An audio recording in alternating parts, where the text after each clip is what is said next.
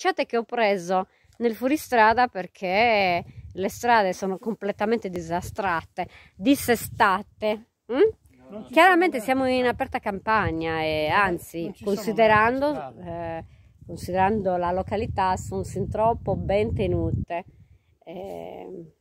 Però chiaramente non sono autostrade.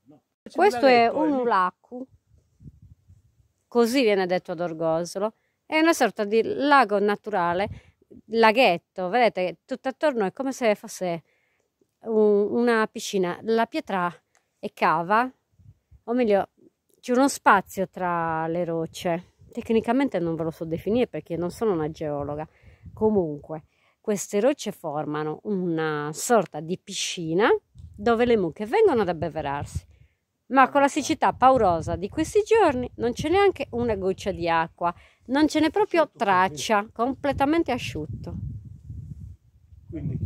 Quando piove molto questo è completamente pieno, è colmo d'acqua. Ho cercato di darvi una spiegazione perché è tutto improvvisato questo giro lunghissimo e oltretutto sono le 3 passate del pomeriggio, sono pure fusa, sono come dire a risparmio energetico.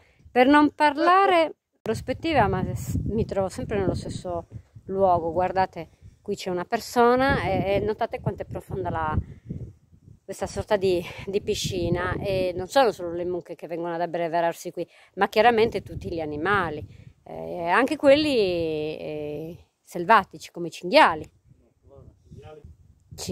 mufloni, conigli, uccellini.